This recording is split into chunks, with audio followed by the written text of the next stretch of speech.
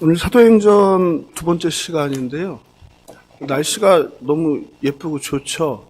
네, 그래서 목사는 늘 이제 그런 걱정해요. 비가 오면 비가 와서 성도님이 안 올까? 또 오늘같이 날씨가 이렇게 좋을 때면은 꽃놀이 가느라고 또 예배 안 오면 어떻게 하나 이런 생각하는데 많이 오셨네요.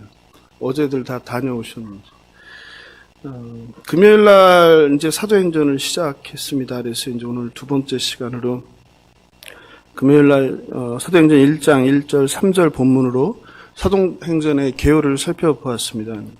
사도행전이란 그 책 제목은 헬라어로 프락세이스 아포스톨론이라고 합니다. 프락세이스라는 말은 일반적으로 이 공적인 임무 수행을 의미해요.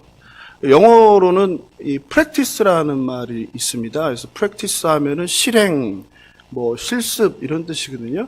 그러니까 이 영어의 practice가 바로 이 헬라어의 프락세이스에서 온 단어이죠. 우리말로 하면 그래서 사도들의 행위들 이런 의미입니다. 영어로는 영어 성경에 보면 act가 이제 행위라는 뜻이거든요. 명사로, 동사로는 행동하다, 명사로 행위인데 영어는 그 뒤에다가 s를 붙이면은 복수를 의미해요. 그래서 act에다가 s를 붙여서 acts. 영어 성경에 보면 제목이 act로 되어 있어요. 행위들 이런 뜻이 되겠죠. 즉 사도들의 행적을 기록한 글이란 뜻입니다. 이 12장과 사도행전이 전부 28장인데요. 12장까지 전반부는 사도 베드로를 중심으로 이어가는 이야기들이고 후반부인 13장부터는 사도 바울이 중심이 된 이야기들입니다. 하지만 그 이야기 곳곳에 스데반, 벨립 그리고 루디아 같은 많은 성도들, 일반 성도들의 이야기가 등장합니다. 18세기의 요한 알브레이트 벵겔이라는 학자는 사도행전이 아니라 성령께서 주체가 돼서 써가는 이야기니까 이거를 성령행전이라고 불러야 한다고 주장했습니다. 또 다른 학자인 1895년의 아더 피어스는 성령행전이어야 한다는 것에 대해서 다음과 같이 이렇게 주장을 해요. 아마도 우리는 이 책을 감히 성령행전이라고 부를 수 있을 것이다. 왜냐하면 그것은 처음부터 끝까지 성령의 강림과 활동에 대한 기록이기 때문이다. 라고 하면서 사도행전을 통해서 일어나는 그 성령의 역사에 이제 초점을 맞추었습니다. 이것에 대해서 이제 반박하는 반론도 있습니다. 사도행전이란 이름이 인간의 역사, 사도들의 역사를 강조했다면 성령행전이라는 이름 역시 성령들만의 그 역사를 강조했다는 비판이죠. 하나님께서는 모든 역사를 주관하십니다. 그러나 하나님께서는 그 연약한 베드로와 그리고 바울을 통해서 일하신 것처럼 저와 여러분과 같이 연약한 사람을 통해서 일하심을 믿으시기 바랍니다. 또 다른 한편으로 사도행전의 좀 특징을 얘기하자면 설교집이라고 우리가 말할 수 있겠습니다. 사도행전에 보면 베드로의 설교, 또 평신도였던 스데반 집사님의 설교, 또 바울의 설교 등 길고 짧은 설교가 몇 개나 있을까요? 사도행전에 설교가 몇 개 있다고 알고 계세요? 32개입니다. 이렇게 많은지 모르셨죠? 32개나 되는 설교가 나옵니다. 그래서 사도행전은 설교집이다 이렇게 말할 수 있습니다. 그 설교 양만 따져도 4분의 1입니다. 이처럼 간과되기 쉽지만 절대 간과할 수 없는 것은 사도행전은 어떤 성경보다 설교의 비중이 높다. 그런데 한국교회는 너무 사도행전에 나타나는 성령의 초자연적인 기적에만 초점을 맞추고 있다라고 생각이 됩니다. 이런 모든 것들이 혼자서 일어나는 게 아니라 말씀이라는 설교, 그리고 기도, 그리고 성령의 역사가 함께 일어난다는 것을 여러분들이 이해하면 좋겠습니다. 사도행전의 저자는 금요일날 말씀드린 대로 의사 누가이죠. 누가는 바울의 2차, 3차 선교행을 동행했습니다. 그래서 사도행전을 읽다 보면 어느 순간부터 우리라는 말이 나와요. 그때부터가 이제 누가가 바울과 함께 전도행을 하는 거죠. 이 신약 성경에서 특별히 그 사도행전이나 누가복음을 보면 그 쓰여진 그 원어인 헬라어의 그 문체가 탁월하다고 합니다. 그리고 선택된 단어가 너무 고급진 단어라는 거예요. 그래서 학자들은 이 누가가 이방인, 그러니까 헬라어를 모국어로 쓰는 이방인이었을 것이다. 이렇게 추정합니다. 쓰여진 연대는 마가복음이 복음서 중에 가장 먼저 쓰여서 50년대 후반, 60년대 이렇게 보니까 누가가 마가복음을 참조해서 썼으니까 그 후일 것이고, 또 누가복음을 먼저 쓰고 사도행전을 썼으니까 그 뒤니까 대체로 70년대에서 80년대 이렇게 보고 있습니다. 물론 100년 이후로 보는 학자들도 있습니다.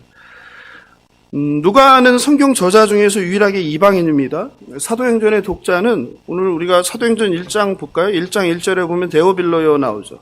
그러니까 데오빌로라는 사람을 향해서 글을 쓰고 있습니다. 그런데 누가복음 서론에 보면은 데오빌로 각하라고 하죠. 그러니까 누가복음, 사도행전 동일하게 독자가 데오빌로라는 특정인이다. 우리가 생각할 수 있겠습니다. 2000년 전 사도시대, 초대교회 시대에는 지금처럼 뭐 펜이 있지 않고 종이가 있지 않았으니까 글을 쓴다는 게 거의 아무나 할 수 없는 특별한 사람에게만 주어지는 특권이었겠죠. 그리고 지금처럼 펜이나 종이가 없기 때문에 굉장히 고단한 작업이었고 시간이 오래 걸리는, 그 당시에는 주로 양피지나 파피루스에 썼으니까 또 그에 따라서 막대한 돈이 필요했습니다. 그러니까 오늘날로 생각해보면 누가의 독자인 데오빌로는 이 책을 쓰도록 후원한 사람이었을 것이다 우리가 생각할 수 있죠. 그래서 그 누가복음의 서론과 사도행전의 서론에서 내가 책을 쓰도록 후원한 데오빌로 각하에게 또 데오빌로에게 이렇게 감사의 인사를 하고 있다 이렇게 우리가 볼 수 있습니다. 그렇다고 누가가 후원자인 데오빌로만을 염두에 두고 책을 쓴 거는 아니겠지요. 데오빌로를 포함한 예수님에 대해서 잘 알지 못하는, 그리고 초대교회가 어떻게 형성되었는지를 잘 알지 못하는 사람들을 향하여 전편인 누가복음과 후편인 사도행전을 썼다고 우리가 생각할 수 있겠습니다. 누가는 데오빌로 각하에게 책을 쓴 목적을 누가복음 1장 4절에서 밝히고 있습니다. 우리가 금요일날 살펴봤는데, 이는 각하가 알고 있는 바를 더 확실하게 하려 함이로다 했죠. 예수를 믿고 기독교 공동체에 들어온 데오빌로 각하, 로마의 고급 관리가 되겠죠. 베릭스 총독과 같이 불리던 사람인데, 예수님의 삶과 죽음과 부활 그리고 승천과 복음이 어떻게 열방을 향해 뻗어나가는지에 대해서 정확하고 분명하게 자세하게 알리기 위해 책을 썼다는 거예요. 놀라운 일이죠. 한국교회가 생각해 볼 지점입니다. 한국교회는 성경을 읽는 것으로만 생각해요. 성경은 공부해야 된다고 생각을 안 해요. 굉장히 잘못된 거죠. 그래서 성경을 더 깊이 가르치고 더 열심히 배우려는 노력이 부족합니다. 성경 공부는 특별히 뭐 시간이 많은 사람, 한가한 사람 또는 사역자들, 저와 같은 사역자들의 몫이라고 생각합니다. 굉장히 잘못된 생각이죠. 그래서 성경을 깊이 있게 공부하며 하나님과 하나님 나라에 대해 알기에 열심을 내지 않는 분들이 많습니다. 그냥 예수만 잘 믿으면 되지 이렇게 얘기합니다. 예수만 잘 믿으면 된다. 성경을 모르는데 어떻게 예수를 잘 믿을 수가 있습니까? 제가 질문 드리고 싶어요. 알아야 잘 믿을 거 아니에요? 근데 성경을 읽지도 않고 생각하지도 않고 성경을 모르는데 어떻게 예수를 잘 믿는다는 거죠? 그냥 입으로 예수 주여 이것만 하면 잘 믿는 건가요? 근데 성경은 하나도 모르는데 그냥 내가 예수만 하면 잘 믿는 걸로 착각하고 계세요. 제가 보면 속는 거죠. 예수 믿고 예수 천당 불신지옥이라는 이 전도의 표가 일반 성도들의 신앙의 표준이 되어버렸습니다. 이것이 마치 기독교의 전부인 양 변질 되어버렸어요. 언젠가부터 성경 깊이 몰라도 돼, 성경 자세히 몰라도 돼. 그런 거 몰라도 구원받는데 천국 가는데 지장이 없어. 이런 말과 생각이 한국교회를 지배하게 되었어요. 저는 성도님들께 질문 드리고 싶습니다. 과연 예수를 잘 믿는다는 것이 무엇입니까? 성경을 잘 몰라도 천국을 간다는 것을 어떻게 확신할 수 있으십니까? 하나님께서 우리에게 주시는 성경 66권을 공부하지 않고 읽지 않고 듣지 않고 묵상하지 않고 그 뜻을 깨닫지 못하고 어떻게 예수를 잘 믿고 천국에 갈 수 있다고 생각을 하십니까? 누가 그런 말을 합니까? 이거 잘못된 사람이죠. 성경은 하나님과 그 아들 예수 그리스도, 그리고 하나님의 나라에 대한 이야기입니다. 하나님을 믿는다고 하면서 성경을 모르고 하나님을 올바로 알 수 없습니다. 하나님을 사랑할 수 없습니다. 하나님께 순종할 수 없습니다. 다 어불성설입니다. 성경을 잘 몰라도 된다는 생각은 하나님을 올바로 알길, 예수 그리스도를 올바로 알길, 하나님 나라를 올바로 알길 방해하는 사탄의 간계라고 생각합니다. 예수 믿고 천국이란 말을 듣고 또 그 말씀을 많이 하시는데, 성경을 통해 말씀하시는 천국, 하나님 나라가 어떤 나라인지 모르고 오히려 오해하고 있는데, 어떻게 천국, 하나님 나라를 간다고 맹목적으로 확신하고 믿는지 저는 물음표를 던지지 않을 수 없습니다. 복음을 보면, 사복음을 보면 예수님의 제자들이 생각하는 하나님 나라와 예수께서 말씀하시는 하나님 나라가 같습니까? 다릅니까? 완전히 다르죠. 완전히 다르죠. 3년 반을 따라다니면서 듣고 보고 경험하고 죽으신 예수님을 보고 죽었다 살아난 부활하신 예수님을 보고 부활하셔서 하나님 나라에 대해서 들었는데도 제자들이 모르는데, 제자들이 생각하는 나라는 어떤 나라입니까? 이스라엘 민족의 그 회복된 부강한 다윗 왕조의 회복을 생각하는 거죠. 제자들은 땅의 나라죠. 눈에 보이는 나라이죠. 하지만 예수께서 말씀하시는 나라는 눈에 보이지 않는 나라죠. 영적인 나라이죠. 마찬가지로 오늘날 예수 믿고 천국을 말하는 대다수 사람들이, 성도들이 생각하고 기대하는 하나님 나라와 성경을 통해 말하는 하나님 나라가 매우 다르다는 것을 저는 현장에서 많이 경험합니다. 성경책만 들고 다니고 예배에, 주일 예배에 참석한다는 것이 예수를 잘 믿는다는 것을 의미하지는 않습니다. 잘 믿을 가능성이 높을 뿐이지.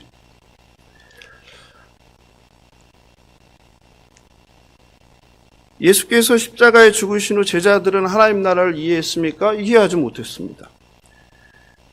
부활을 5번이나 다시 살아난다는 것을 말씀하셨는데 제자들은 부활을 믿지 않았습니다. 심지어 다시 살아나서 나타났는데 알아보지 못했습니다. 예수님은 그래서 부활하시고 바로 승천하지 못했습니다.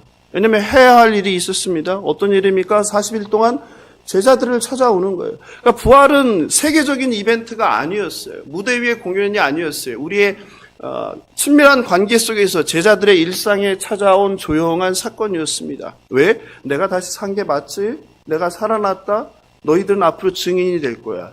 이 얘기를 하고 싶은 거죠. 그래서 부활은 뭐와 관련된 겁니까? 하나님 나라와 관련된 거죠. 예수가 죽으시고 부활하지 않으면 하나님 나라는 없는 거죠. 왜냐하면 하나님 나라의 왕은 누구입니까? 예수 그리스도니까. 그러니까 부활하셨다는 것은 무엇을 얘기하는 거예요? 하나님 나라라는 거죠. 하나님 나라는 내가 살아서 하나님 우편에 앉아 계신다는 뜻이 아니죠. 하나님 우편에 계시다는 것은 뭘 뜻하는 거예요? 하나님 오른쪽에 있다는 뜻이 아니라 하나님의 오른편이라는 것은 통치를 말하는 거예요. 통치. 내가 왕으로 통치한다는 그 의미를 이야기하는 거죠.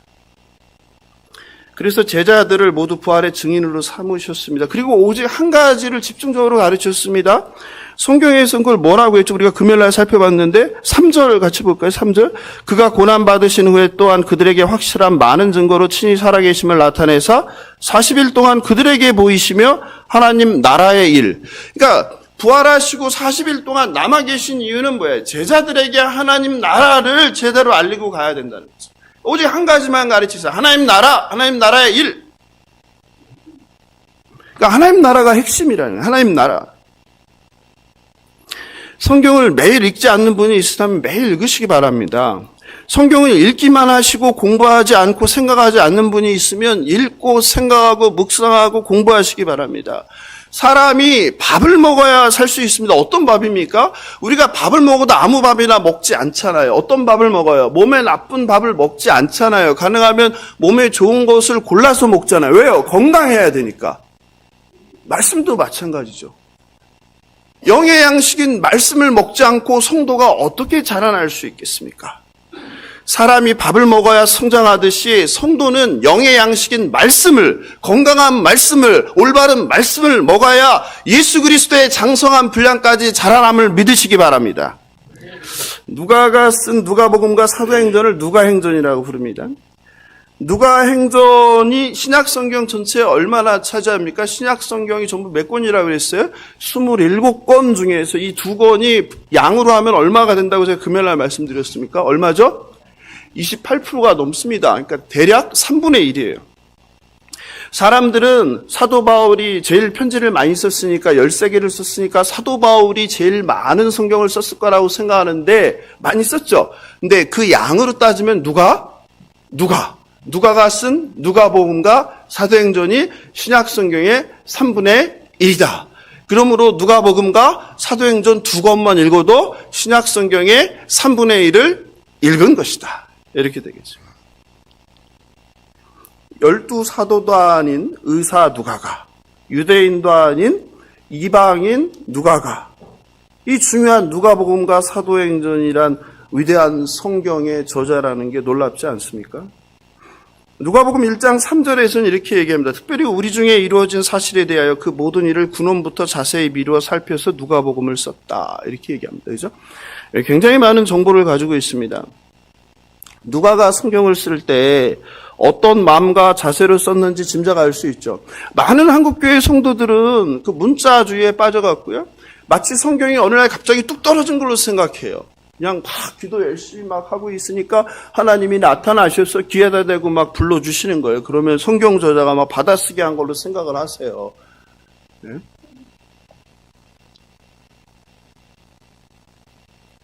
물론 구약에 하나님께 직접 계시하신 말씀이 있고 선지자에게 이렇게 말씀하신 게 있지만 신약 성경의 많은 부분은요 그렇지 않아요. 누가가 얘기해 주는 거예요. 어떻게 했다고 그래요? 이루어진 사실에 대하여 그 모든 일을 근원부터 자세히 미루어 살펴서 뭐 했다는 거예요? 예수님 당시에 수많은 예수님에 관련된 이야기들이 전해 내려온 자료들을, 사건들을, 또 구전으로 내려온 이야기들을 어떻게 했다는 거예요? 누가가 다 수집했다는 거예요. 그리고 그것들을 다 살펴보고 연구했다는 거예요. 그래서 뭐가 진짜인지, 뭐가 가짜인지, 뭐가 맞는지, 뭐가 틀린지, 그리고 사건의 순서대로 배열했다는 거예요. 거기서 이제 그 모든 일을 근원부터 살펴서 이거보다 이게 먼저 일어났네. 우리가 복음서를 보면 사건이 뒤죽박죽이잖아요. 특히 요한복음을 보면 뒤죽박죽이잖아요. 헷갈리잖아요. 복음서마다 다르잖아요. 그런데 누가복음의 가장 큰 특징은 뭐냐? 사건을 순서대로 배열했다는 거예요. 그래서 예수님의 이야기를 순서대로 읽고 싶은 사람은 뭘 보면 되는 거예요? 누가복음을 보면 되죠. 마태복음은요. 마태복음은 주제별로 되어 있죠. 그러니까 주제별로 예수님의 이야기를 주제별로 읽고 싶으면 마태복음을 보면 되죠. 그러니까 누가는 누가복음부터 사도행전까지 어떻게 한 거예요? 가능하면 모든 자료들을 섭렵해서 연구해서 사건을 그 기원을 뭐가 먼저 일어났는지를 따져서 순서대로 썼다는 거예요. 순서대로.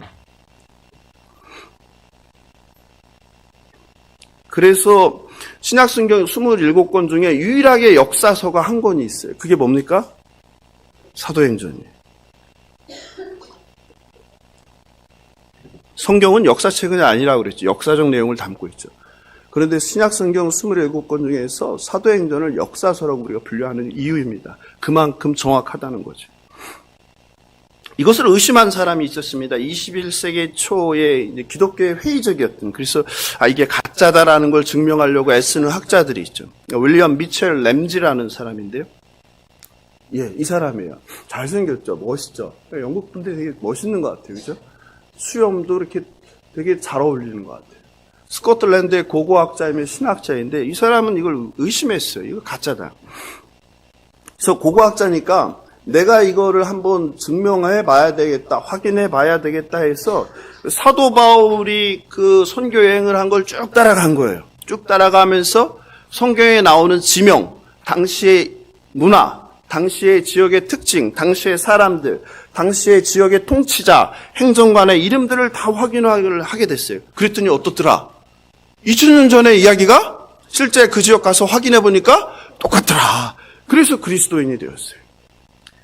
그런 사람들이 많죠. 예수의 부활이 가짜다라는 걸 증명하려고 자료를 찾다가 예수의 부활을 믿게 된 이런 사람들, 그죠? 예수는 역사다라는 영화의 그 주인공도 그렇죠. 사도행전의 구성을 보면요. 사도행전 28장은 복음이 확장되는 것을 지역별로 우리가 구분할 수 있어요. 우리가 마가복음도 지역별로 나눴잖아요. 갈릴리, 갈릴리에서 예루살렘 가는 길, 마지막 일주일은 예루살렘. 마찬가지로 사도행전을 그렇게 나눌 수 있는데 7장까지가 예루살렘. 그리고 그 다음에 뭐야? 오늘 8절 본문에 의하면 유대와 사마리아가 8장, 9장. 그 다음에 10장부터 28장까지는 뭐예요? 땅끝. 이렇게 지역별로 구분할 수 있겠죠. 또 인물에 따라서 분류할 수 있겠죠. 뭐 이렇게 뭘 계속 막 적으세요? 저 좀 보면서 하시지. 뭘 이렇게 적으세요? 네? 그냥 속도가 원래 그 학교 다닐 때 공부 잘하는 사람은 필기를 해요, 안 해요? 필기를 안 해요. 필기하는 사람은 최고 1등은 못 해요. 2등, 3등, 4등은 하는데. 근데 1등은 필기를 안 하는 사람이에요. 왜? 그 사람은 필기할 필요가 없어요. 왜? 이해하는 거예요. 말씀을 들으면서. 근데 필기한 사람은 공부에 대한 관심이 없고 잘하라는 욕심이 있잖아요. 근데 문제는 얘기할 때 못 들으니까, 근데 어떻게 하는 거예요? 집에 가서 그걸 필기를 보는데, 이해가 돼요? 안 돼요? 잘 안 되죠. 그래서 또 봐야 되죠. 네. 제가 그랬어요, 제가. 제가 정말, 고등학교 때 제가 한번 얘기했잖아요. 삭발을 몇 번 했다? 까먹으셨나봐요. 고등학교 때 제가 삭발을 2번 했다. 삭발을. 왜 2번 했어요? 어디 가려고? 서울대 가겠다고 삭발을 2번 했다. 그래서 제 수성구에서 유명했죠. 삭발을 2번 하고도 서울대 못 가네. 남들은 안 하고도 가는데, 저희 때는 많이 보냈거든요. 근데 제가 이렇게 항상 보면, 제 옆에 친구가 지금 의사인 이 실명을 말하면 안 되죠. 천안에서 의사하고 있는데, 필기를 안 해. 그리고 나한테 공부 못하는 애인 줄 알았어요. 근데 항상 1등 하는 거야. 근데 얘는 필기를 안 하고 뭐 하는 거예요? 수업 시간에. 머릿속에 이해하고 집어넣는 거죠. 네. 근데 저는 하나라도 놓치면 안 되니까 막 주는 거죠. 근데 하나도 이해를 못 하는 거죠. 네. 그래, 생각이 갑자기 났어요. 참 대단하십니다. 우리 집사님이 76세인데 이렇게 말씀을 배우겠다고 이렇게 손가락이 원래 아프시잖아요. 그런데 그 손가락을 더 아프게 해드려 죄송합니다. 네? 그래요. 제가 길을 잃었어요. 집사님을 보다가. 예. 베드로까지 했나요? 그러니까 12장까지가 베드로고 13장부터 28장까지가 사도 바울이 중심이 된 선교 이야기이다 이렇게 말씀드렸죠. 그리고 이제 오늘 본문인데 금요일날 안 온 분들을 위해서 개괄적으로 다시 한번 설명을 드렸습니다. 예수께서 부활하신 후 승천하기 전에 사도들에게 명령을 했는데 그게 4절이에요. 오늘 본문인데 같이 한번 읽어볼까요? 시작. 함께 모이사 그들에게 분부하여 이르시되 예루살렘을 떠나지 말고 내게서 들은 바 아버지께서 약속하신 것을 기다리라. 그러니까 예수님이 명령하신 거예요. 예루살렘을 떠나면 안 된다. 왜 떠나면 안 된다고 하세요? 예? 아니 다른 성경을 보면 안 돼요. 저랑 같은 성경. 약속하신 것을 기다리라는 거예요. 그럼 약속하신 게 뭐예요? 이게 누가복음에 나오겠죠. 누가복음 24장 49절. 그러니까 누가복음의 결말이 사도행전의 시작이 되는 거예요. 이해되시죠? 누가복음 24장 49절에 보니까 이렇게 나오죠. 볼지어다 내가 내 아버지께서 약속하신 것을 너희에게 보내리니 너희는 위로부터 능력으로 입혀질 때까지. 그러니까 뭘 약속하셨어요? 위로부터의 능력. 위로부터의 능력이죠. 능력. 이게 이제 누가가 얘기한 거예요. 그리고 누가가 사도행전을 시작하면서 이것을 다시 한번 얘기하는데 그게 어디에 나와요? 볼지어다 내가 내 아버지께서 약속하신 것을 너희에게 보내리니 이렇게 얘기를 다시 하는 거예요. 너희는 위로부터 능력으로 입혀질 때까지 이 성에 머물라. 그리고 위로부터 부어지는 능력에 대해서 5절에서 얘기하는 거죠. 그게 뭐예요? 성령으로 세례를 받으리라. 아멘. 즉 성령을 받을 때까지 떠나지 말고 어디에 있으라? 예루살렘에 있으라. 뭐 하면서? 기도하면서. 제자들이 그러자 이제 질문하는 거예요. 6절에서. 주께서 이스라엘 나라를 회복하심이 이때니까 이렇게 질문해요. 이거를 근데 헬라어로 이렇게 보면요. 맞지는 않고 순서가 좀 바뀌어야 돼요. 헬라어 순서대로 해석하면 이렇게 됩니다. 한번 들어보세요. 주여 바로 이때입니까? 당신께서 이스라엘 그 나라를 회복하는 때가. 그러니까 여기서 말하는 이 때는 그럼 뭐가 되겠어요? 5절이죠. 어떤 때? 성령 세례를 받는 때, 위로부터의 능력을 받는 때, 이렇게 되겠죠. 그러니까 제자들은 그 질문에서 아직도 하나님 나라를 이해해요? 이해하지 못해요? 이해하지 못하죠. 왜 뭐라고 하니까? 이스라엘 그 나라를 회복합니까? 이렇게 하는 거죠. 그러니까 제자들은 예수님의 3년을 따라다녔는데 하나님 나라를 모르고, 예수님이 죽으셨는데도 모르고, 부활했는지도 모르고, 가르치는데도 모르고, 저와 여러분은 알아요, 몰라요? 우리도 똑같이 모르고, 하나님 나라가 제일 중요한데 하나님 나라를 착각하고 살고, 제자들이나 저희들이나 똑같다는 거죠. 종교개혁자 칼빈이 이 제자들의 오해를, 굉장히, 칼빈은 천재죠. 천재 신학자. 제자들의 오해를 이렇게 설명하는 거예요. 한번 들어보십시오. 제자들의 질문은 단어 하나하나마다 다 틀렸다. 그러니까 제자들의 그 질문 속에 있는 단어가 다 틀렸다는 거예요. 세 단어가 중요한데, 첫째는 회복하다. 회복하다는 동사가 틀렸다. 둘째는 이스라엘이라는 명사가 틀렸다. 셋째는 이때라는 부사가 틀렸다. 칼빈이 어떤 사람인지 알겠죠? 정확한 사람이에요. 이게 뭐가 틀렸다는 거예요? 그들은 하나님 나라에 대해 오해하고 있다. 회복하다라는 동사는 제자들이 정치적이고 영토를 지닌 나라, 그러니까 눈에 보이는 나라를 기대하고 있다는 것이다. 그게 아니다. 이스라엘이란 명사가 틀렸다. 그들이 기대하는 나라는 이스라엘 민족, 유대 민족의 나라를 기대하고 있다. 그게 아니다. 이때라는 부사구가 틀렸다. 그들은 그 나라가 즉각적으로 설립될 것을 기대하고 있었다. 이렇게 분석을 했습니다. 그러니까 제자들은 여전히 민족적 이스라엘 나라를 생각하는 거예요. 이스라엘 역사에서 가장 위대하고 부강했던 나라, 어떤 나라예요? 다윗 왕조. 다윗 왕조의 재건을 꿈꾸는 거죠. 로마의 식민지로부터 해방된. 제자들은 아직도 눈에 보이는 나라, 이스라엘 민족의 나라 회복을 기대합니다. 제자들은 하나님 나라를 알지 못합니다. 그러나 예수께서는 이 땅에 오셔서 죽을 때까지, 그리고 죽고 나서 부활하셔서 또 승천할 때까지 제자들에게 하나님 나라를 보여주시고 가르쳐 주셨죠. 예수께서 오셔서 처음 한 게 뭐예요? 침례를 받으시고 첫 말씀이 뭐였어요? 회개하라, 천국이 가까이 왔다. 천국은 오는 거예요? 우리가 가는 거예요? 천국이 가까이 왔다고 하셨잖아요, 예수님이. 근데 자꾸 왜 갔다고 그래, 간다고 그래? 어딜 가겠다는 거예요? 예수님은 온다고 하셨는데. 그러니까 이렇게 하나님 나라를 모르는 거죠. 침례 요한도 계속 외치고 다니는 게 뭐예요? 회개하라, 천국이 가까이 왔다. 그러니까 하나님 나라를 이해 못하는 제자들이나 하나님 나라를 이해 못하고 오해하는 한국교회 성도들이나 똑같은 거죠. 그죠? 한국교회는 성경을 잘못 가르친 것 중에 많은데 그중에 가장 많은 게 바로 천국이라는 거죠. 하나님 나라. 천국을 죽어서 가는 우주적 공간으로의 개념으로만 가르쳤죠. 천국은 미래의 개념으로만 가르쳤죠. 그래서 한국교회는 전통적으로 성도들이 하나님 나라는, 천국은 죽은 후에 가는 어디? 우주 어딘가에 있는 공간. 천국을 간다고 하는 거죠. 공간적 개념으로 가르쳤죠. 그러나 성경을 읽어보면 그런 게 아니죠. 천국은.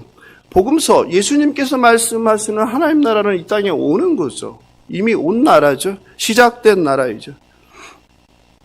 하나님 나라는 그래서 공간적 개념이 아니라 통치의 개념이다. 그리고 하나님 나라는 죽음 후의 세상이 아니라 우리가 사는 이 땅 가운데 언제? 지금, 현재 존재하는 나라이다. 주권의 문제이다. 우리가 예수를 믿고 영접하여 내가 더 이상 내 인생의 주인이 아니라 내 인생의 주인이 누가 되는 순간, 예수가 주인이 되는 순간 하나님 나라는 시작되는 것이다. 이게 하나님 나라죠. 이게 성경이 말하는 하나님 나라. 하나님의 뜻을 따라 사는 삶, 그것이 하나님 나라입니다. 하나님의 통치를 받는 삶, 그게 하나님 나라지. 죽어서 어디 이상한 데 우주로 막 떠돌아가는 거 아니에요.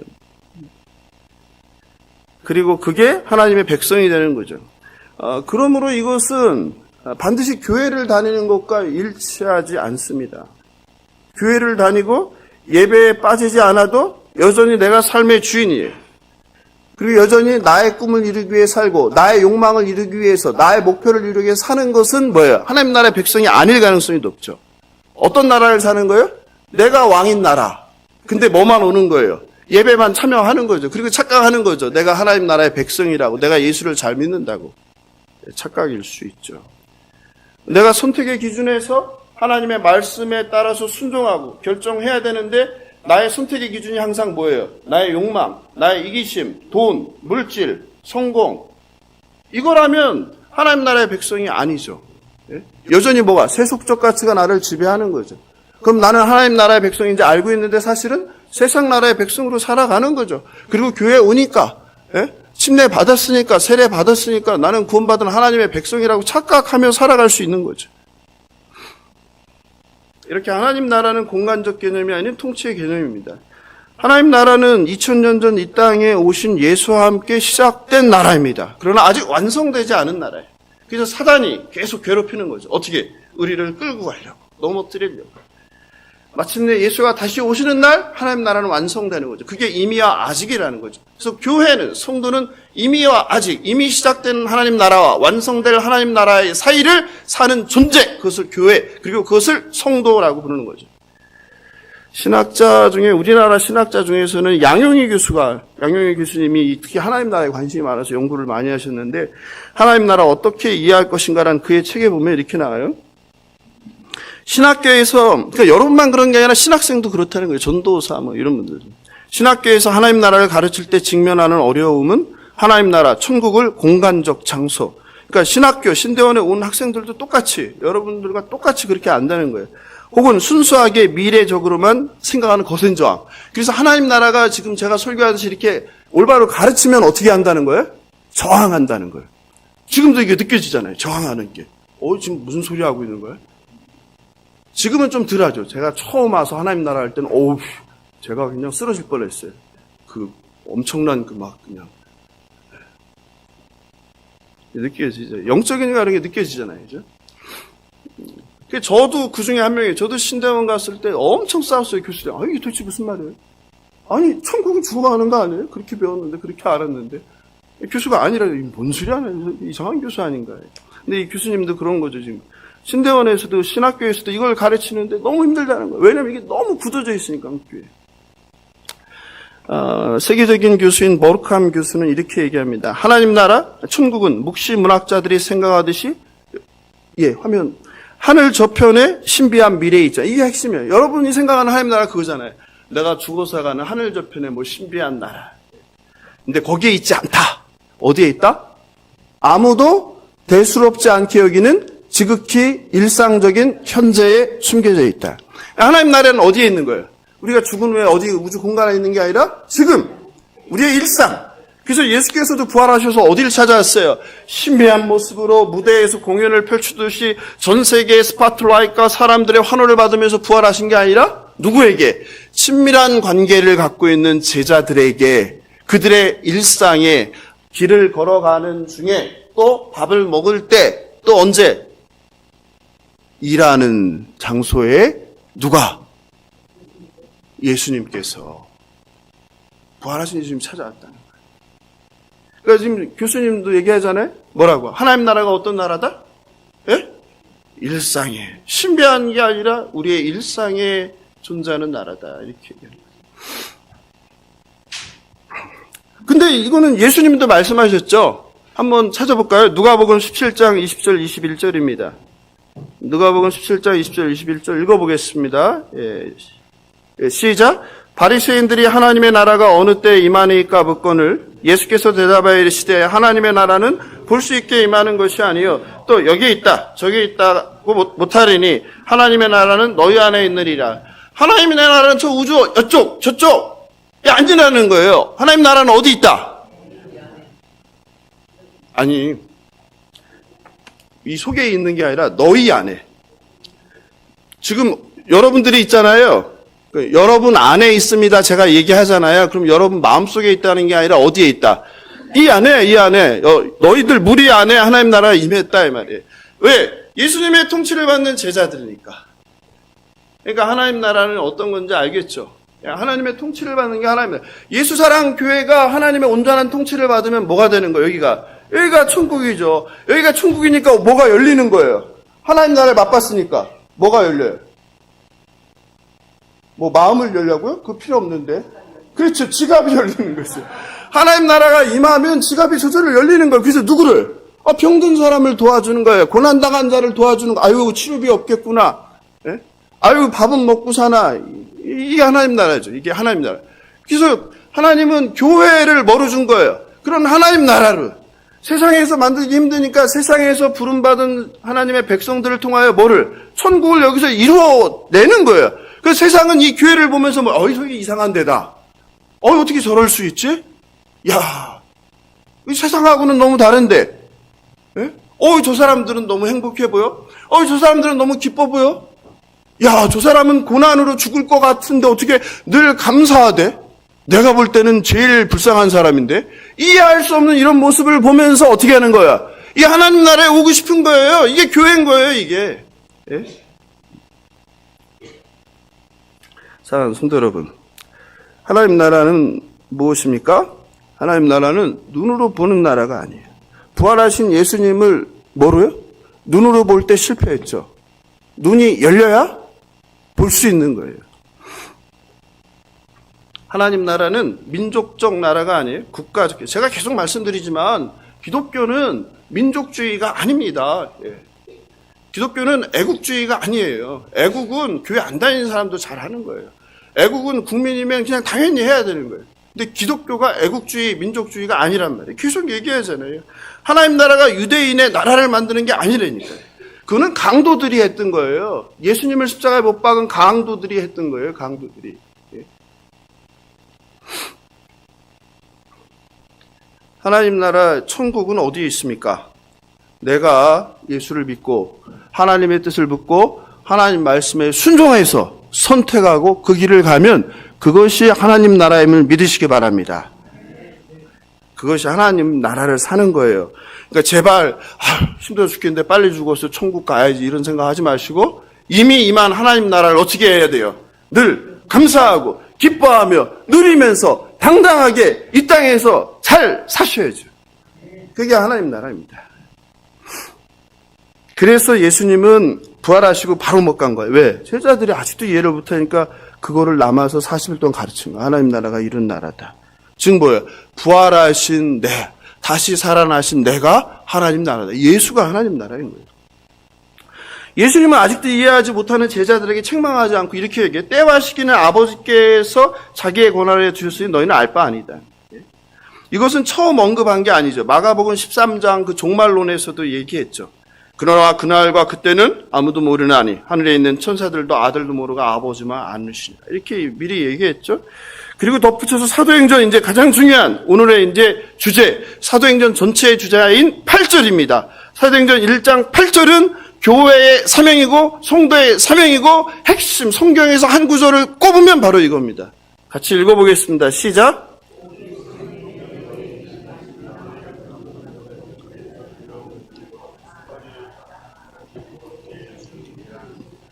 예, 이게 사명입니다. 교회의 존재의 목적이고 저와 여러분의 사명이에요. 이거는 마태는 다르게 표현했어요. 마태복음 28장 19절 20절이죠. 이걸 대사명이라고 그래요. 같은 겁니다. 다른 게 아니라 사도행전 1장 8절이나 마태가 28장에서 말한 거나 마가가 말한 게 다 똑같은 겁니다. 같이 읽어보겠습니다. 그러므로 너희는 가서 모든 민족을 제자로 삼아 아버지와 아들의 성령의 이름으로 세례를 베풀고 내가 너에게 모든 것을 가르쳐 지키게 하라. 이게 핵심이에요. 이게 예수님의 대사명. 성경에서 한 구절 딱 찾으면 이거예요. 우리에게 맡겨진 사명. 이게 사도행전 1장 8절이랑 똑같은 거예요. 대사명이에요. 그런데 문제는 뭐냐면 한국교회가 이걸 또 잘못 가르치는 거예요. 그러니까 가슴이 답답하죠. 1장 8절 이렇게 중요한 본문인데 이거를 전부 다 뭐로 가르치냐면은 성령으로 가르쳐요. 성령. 거기에 앞에 보면 어떻게 있어요? 오직 성령이 이렇게 되어 있죠. 그러니까 한국교회는 그냥 오직 성령이에요. 성령. 오직 성령이 임하고 중요한 걸 잊어버리는 거예요.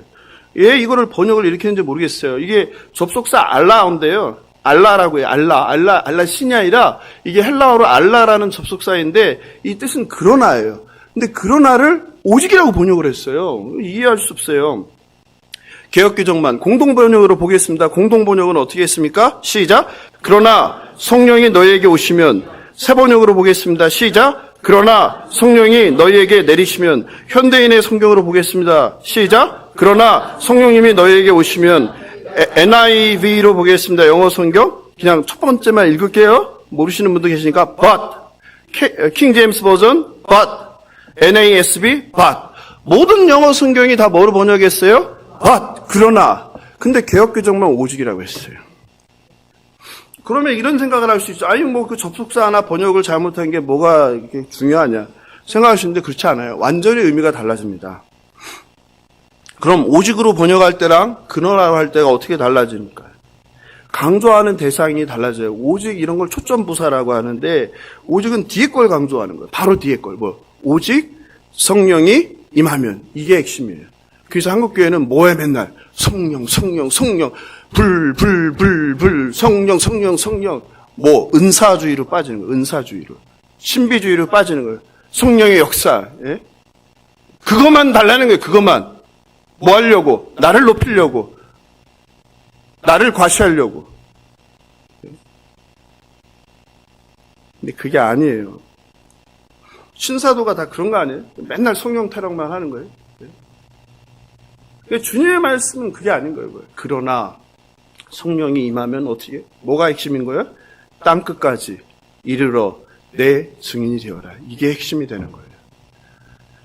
핵심은 예수님의 강조점은 너희가 내 증인이 되어야 돼. 땅끝까지. 이게 핵심이에요. 성령이 아니라.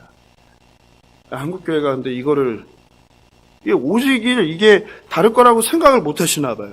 모든 다른 성경은 다 그러나로 번역했는데 오직 성령이 아니라 뭐예요? 그러나 성령이 임하면. 그럼 앞에부터 해볼까요? 7절부터. 이르시되 때와 시기는 아버지께서 자기의 권한에 두셨으니 너희가 알 바 아니요. 그러나 너희가 알 바 아니요. 너희는 몰라도 돼. 그러나 성령을 받으면 이제 어떻게? 예루살렘과 온 유대와 사마리아와 땅끝까지 가서 하나님의 나라를 전해야 돼. 그래서 내가 니네들한테 나타난 거예요. 뭐 하라고? 부활의 증인, 살아계신 예수님의 증인이 되라고요. 이게 핵심임을 믿으시기 바랍니다. 성령을 받아서 능력을 받는 게 핵심이 아니라 내 증인이 되라가 예수님 말씀의 핵심임을 믿으시기 바랍니다. 이거를 알 때 우리의 신앙생활과 교회의 방향이 다 달라지게 돼 있어요.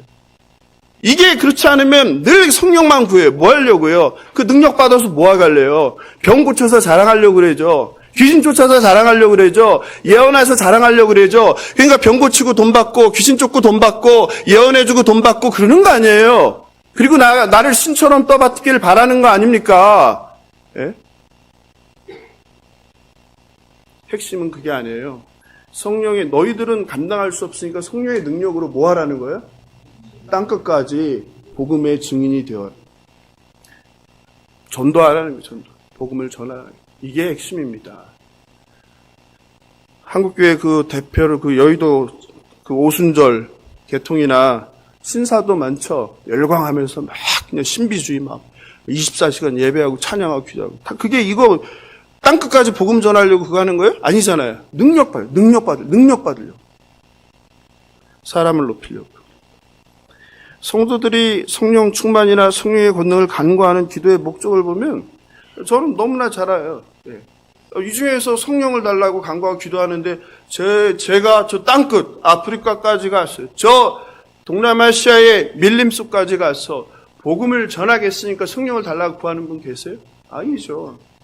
예? 병 고치는 은사를 달라고, 귀신 쫓는 은사를 달라고, 방언을 달라고, 예언을 달라고. 예? 이런 거 아니에요? 이런 거 구하는 거 아니에요? 뒤에 거는 어떻게 잘라버리고. 정작 중요한 건 뭔데? 뒤에 건데. 안타까운 한국교회 성도들입니다. 성령을 사도들에게 주신 이유는 예수님의 죽으심과 부활하심을 통해 시작된 하나님 나라를 땅끝까지 전하는 증인을 삼기 위함임을 기억하시기 바랍니다. 그리고 이것이 교회의 사명입니다. 그리고 이것이 성도인 저와 여러분의 사명임을 믿으시기 바랍니다. 그러므로 교회인 저와 여러분은 세상에 보냄받은 그리스도의 제자로 어떤 삶을 살아는 거예요? 이런 복음 증거하는 증인의 삶을 살아야 되는 거예요. 이거는 누구는 선교나 전도에 달란트가 있어서 그런 삶을 사는 게 아니에요. 모든 그리스도인은 이것으로 부름받고 보냄을 받은 것임을 믿으시기 바랍니다. 사랑하는 성도 여러분, 내가 왜 태어났나 싶을 때마다, 나는 무엇을 위해 살아야 하나 라는 생각이 들 때마다, 내가 왜 교회에 다니나 싶을 때마다, 삶의 방향을 잃고 헤맬 때마다 사도행전 1장 8절을 기억하시길 바랍니다. 하나님께서 저와 여러분을 자녀 삼은 목적입니다. 그냥 십자가에서 그 고통 가운데 조롱받으면서 죽은 게 저와 여러분 잘 먹고 잘 살라고 죽으신 거 아님을 믿으시기 바랍니다. 이유 있는 죽음입니다. 그런데 하나님은 이런 엄청난 책임을 그냥 떠맡기지 않는 거예요. 그 일을 위해서 선물을 주시는데 그 선물이 뭔 거예요? 성령인 거예요. 그거는 우리에게 성령을 선물로 준 거예요. 뭐 하라고? 너 이걸로 잘 먹고 잘 살아 아니에요. 뭐 하라고? 복음의 증인이 되라고. 그래서 부흥사들이 한때 병 고치고 귀신 잘 쫓았는데 지금은 안 돼요 하는 거죠. 왜 안 되겠어요? 복음의 증인으로 살라고 그걸 줬더니 뭘 위해서 썼어요? 자신의 배를 불리는 데 쓰니까 사라졌죠. 지금도 한국교회는 많이 사라졌지만 아프리카나 선교 현장, 동남아 선교 현장 가면 우리 교회도 오신 선교사님 많이 얘기했잖아요. 예? 뭐가 일어나요? 그럼 기적들이 많이 일어나잖아요. 병 고치면. 그 왜 그런 거예요? 복음을 증거하라고. 하나님의 교회를 세우라고. 하나님 나라를 그 땅에 세우라고 하나님께서 일하시는 거죠.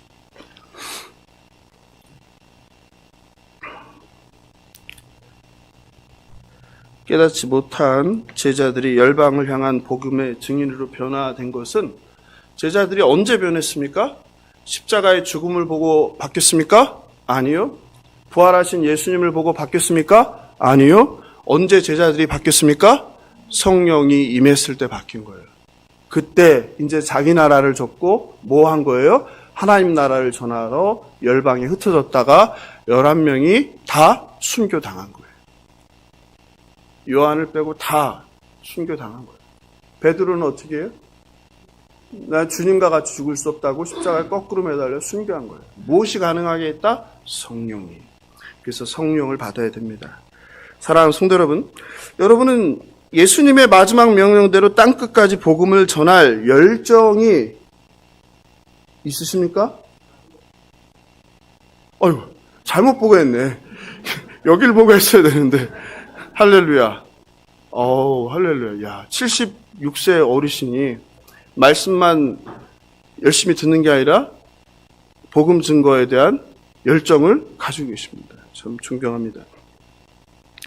아니면 열방을 향한 선교를 지금 하시지는 못하지만 주어진 자리에서 사람들에게 하나님 나라를 전하는 전도자의 삶을 살고 있습니까? 아니면 나는 가지도 못하고 전도도 못하지만 선교사들을 후원하고 계십니까?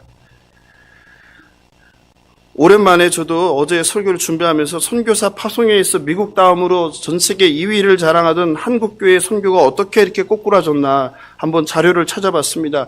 가장 대표적으로 가장 뜨거운 젊은이들의 열기가 확 식어버렸어요. 기독교 청년들이 중심이 된 선교 한국의 역사를 한번 들여다봤습니다. 선교 한국은 2년마다 열리는 대학 청년들의 선교 한국 대회입니다. 1988년 제1회 대회를 보세요. 개최한 이래로 35년간 17번 대회를 해서 6만 4천 명이 모였고 그중에 3만 6천 명이 선교를 헌신했습니다. 그러니까 참석자의 반 이상이 선교에 헌신한 거예요. 누가요? 젊은이들이, 20대 청년들이. 1996년 한양대에서 열린 제5회 선교한국 대회가 가장 많은 학생들이 참여했습니다. 6,300명이 참석해서 무려 3,466명이 선교에 헌신했습니다. 이랬던 대한민국의 청년들이 어떻게 변했습니까? 가장 최근에 2023년 한동대 제18회 대회에서 몇 명이 참석했어요? 1,400명. 헌신은 380명. 참석자가 얼마가 됐어요? 전성기에 5분의 1. 헌신자는 몇 명이 됐어요? 10분의 1. 처참하게 망가졌어요. 특히 누구? 20대 청년들이. 선교에 대한 열정과 관심이 싹 없어져 버렸어요. 선교사도 마찬가지죠. 우리나라 선교사님이 정점을 찍은 걸 제가 보니까 2019년이더라고요. 2019년에 28,000명이었어요. 근데 코로나를 지나면서 지금 얼마냐면 21,900명. 그러니까 6,000명의 선교사님이 사라졌어요. 여러분, 엄청난 겁니다. 한 명의 선교사를 만들기도 보내기도 힘든데 6,000명의 선교사가 줄어들어요. 특별히 선교사의 연령대를 보면요, 30대 청년 선교사들의 수가 급감해버렸어요. 아니, 그래프가 아예 꺾어버렸어요. 보이시죠? 꺾어버렸습니다. 한국교회의 쇠퇴와 청년들이 교회를 떠나는 상황에서 선교의 열정과 선교사로서의 헌신도 급속하게 쇠퇴했습니다. 주님은 부활하시고 승천하기 전에 마지막 명령으로 우리에게 증인이 되라고 명령하셨어요. 그런데 우리의 삶은 증인의 삶과는 무관한 늘 먹고 사는 문제에 매몰돼요. 먹고 사는 문제. 어떻게 하면 좀 더 잘 먹을 수 있을까? 어떻게 하면 좀 더 잘 즐길 수 있을까? 어떻게 하면 좀 더 좋은 집에 가서 살 수 있을까? 어떻게 하면 좀 더 좋은 차를 탈 수 있을까? 어떻게 하면 좀 더 높아질 수 있을까? 그냥 하루하루 헉헉거리면서 쫓기듯 살아가는 거예요. 그런데 지금보다 훨씬 가난했던 1990년대, 2000년대에도 주님을 사랑하며 주님의 뜻대로 살기 위해 청년들도, 대학생들도 자신의 삶의 꿈과 목표를 내려놓고 명령에 순종하여서 복음의 증인으로 결단하고 선교사로 나아갔음을 그냥 그려만 해야 되는 겁니까? 왜 오히려 우리가 더 잘 살게 되었는데 주님의 부르심의 목적과 멀어진 삶을 우리는 살아가고 있을까? 우리에게 허락된 이 풍요가 복이 아니라 저주는 아닐까? 주님과의 관계 속에서.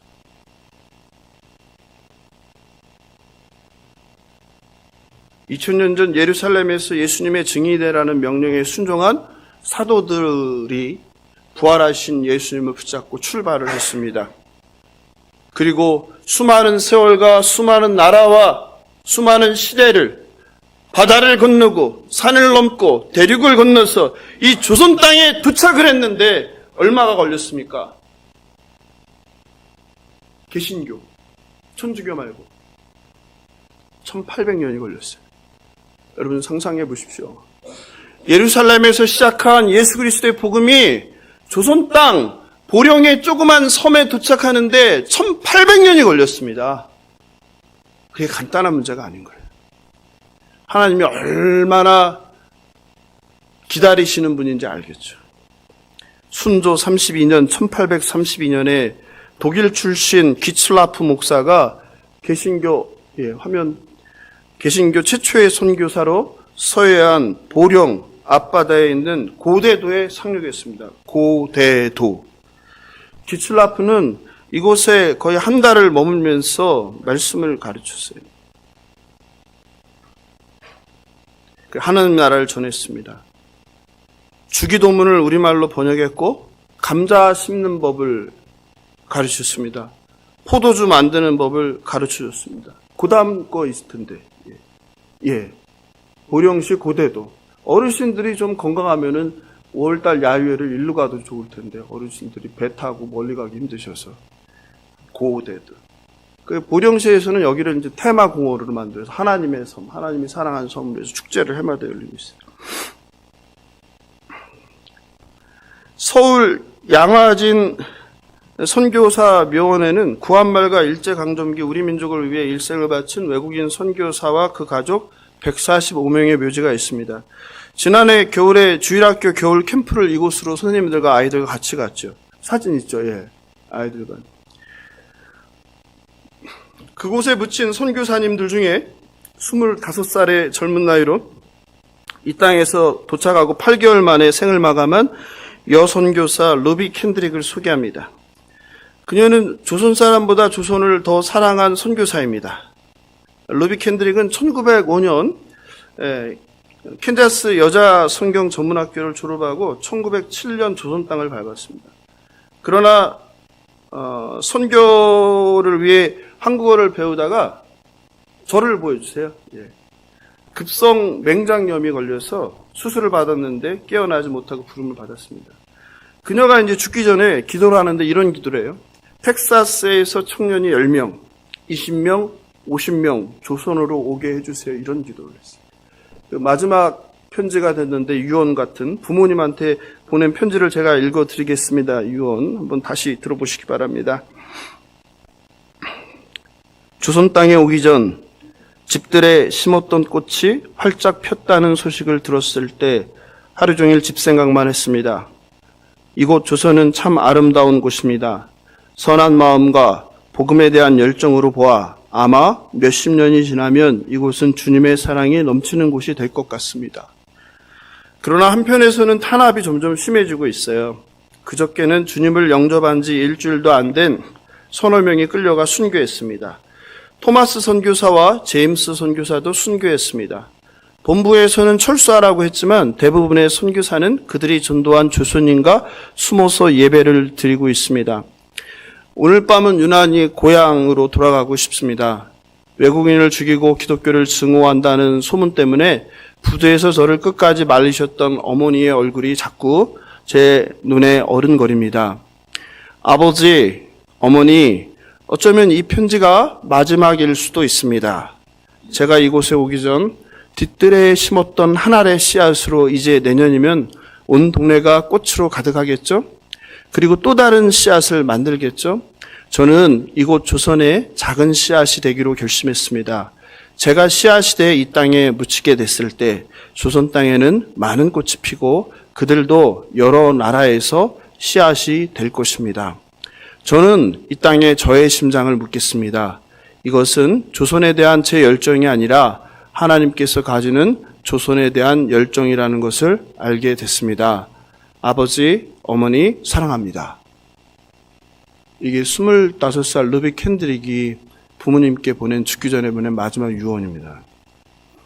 실제로 편지에서 남긴 대로 이 땅이 예수를 영접하고 세계적인 선교 국가가 되고 기독교 국가가 됐죠. 25살의 어린 루비 캔드릭 선교사는 정말 저와 여러분보다 하나님을 사랑한 사람입니다. 저와 여러분보다 이 땅, 조선, 대한민국, 이 땅, 백성들, 저와 여러분을 사랑한 젊은이였습니다. 25살의 어린 그녀는 땅끝까지 증인이 되라는 예수님의 명령에 그냥 순종했을 뿐입니다. 그냥 증인이 되었습니다. 이처럼 하나님을 사랑하고 순종한 수많은 증인들의 눈물과 땀과 피의 헌신으로 저와 여러분이 예수님을 영접하고 예수님의 제자가 되고 하나님 나라의 백성이 되었습니다.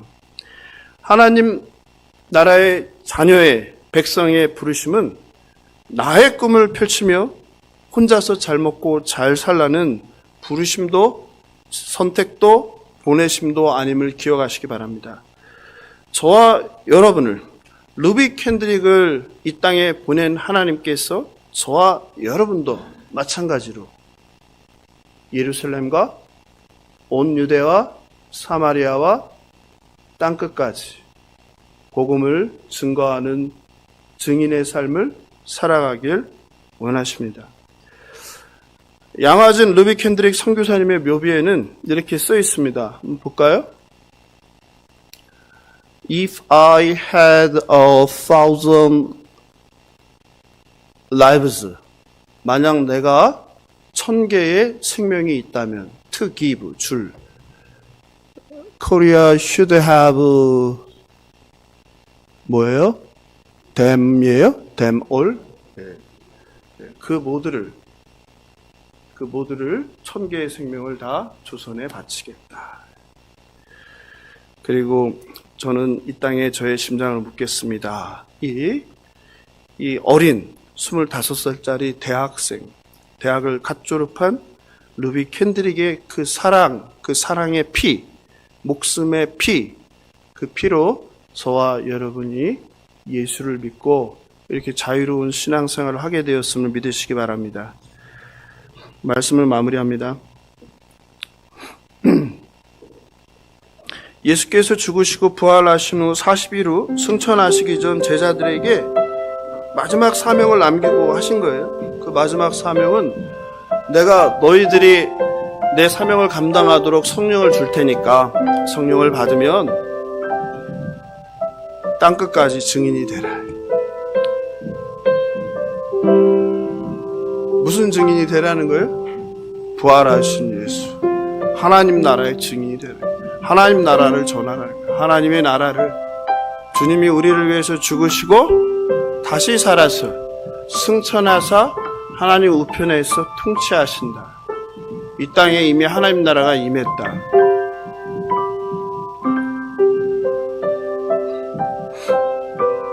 2000년 전 부활의 증인인 사도들을 통해서 복음이 땅끝 열방으로 퍼져가고 2000년이란 1800년이라는 시간이 흐르고 지나서 수많은 선교사들의 피 위에 저와 여러분이 살고 있는 대한민국 보령시 앞바다 조그만 섬 고대도에 처음 복음이 전해집니다.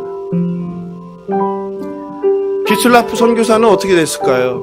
그도 순교했어요. 그래서 고향 땅이 아니라 홍콩에 묻혀 있습니다.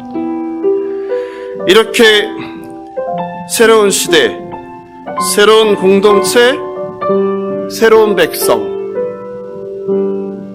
하나님을 왕으로 모시는 하나님의 나라, 교회가 전 세계에 세워지고 자라나게 된 것입니다.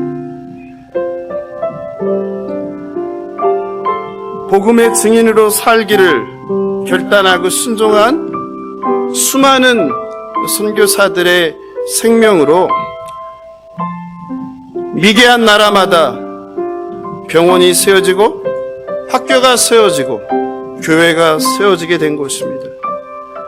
이 땅에 있는 많은 교회, 학교, 병원도 다 선교사들과 선교사들을 후원한 본국 교회에서 보낸 물질로 땅을 사고 건물을 짓고 운영을 했던 거예요. 그리고 결국 저와 여러분이 예수를 영접하고 하나님의 자녀가 되는 놀라운 기적이 일어난 겁니다.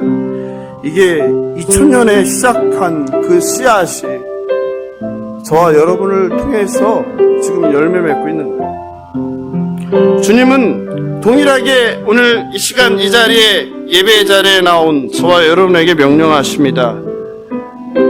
8절 그러나 성령이 너희에게 임하면 너희가 권능을 받고 예루살렘과 온 유대와 사마리아 땅끝까지 이르러 내 증인이 되어야 해.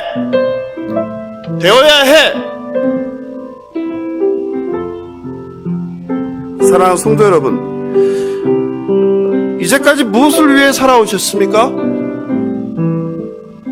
지금 무엇을 하며 살고 계십니까?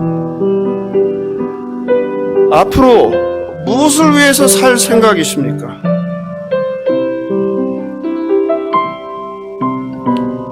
예수를 믿는다고 하면서 하나님의 백성이라고 하면서 그리스도의 제자라고 말하면서 하나님의 뜻과 하나님의 명령과는 상관없는 여전히 아직도 나의 꿈을 위해서 나의 나라를 이루기 위해서 살아가고 있다면 이 시간 한번 말씀을 돌이켜 보시기 바랍니다.